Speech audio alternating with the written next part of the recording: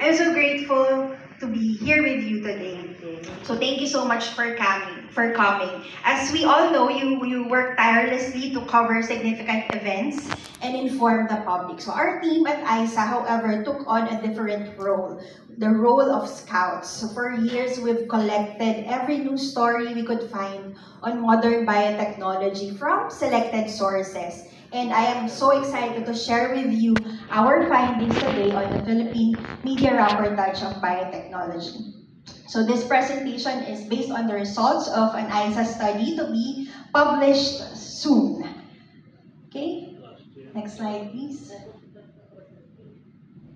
So based on the study that was discussed by Dr. Armin this morning, news media are one of the top sources of information on biotechnology in the Philippines. With a trust level of 3 out of 4, these sources could serve as our thermometer or thermostat for public acceptance. So ISA has been monitoring the trends on media reporting since 2000.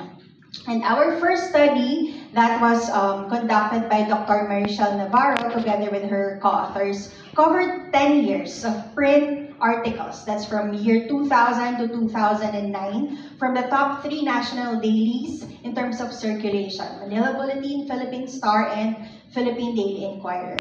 And then our second study, authored by yours truly and my colleagues at ISA and CIRCA, covered 7 years print and online articles from 2010 to 2016, still the top 3 dailies, and then the addition of Business Mirror, which was observed to have a significant coverage of the topic during those years.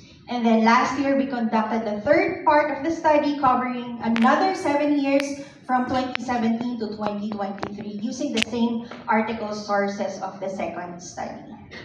So for the next 20 minutes, I'll be sharing with you the results of the part 3 of this trilogy of media study by answering some questions. How are the articles collected? What were the major events? Which newspaper published the most number of articles? Which titles landed on the headlines or front pages?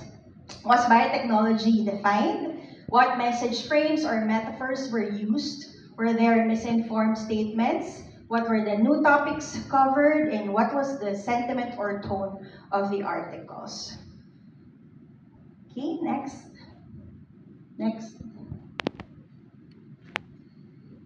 Okay.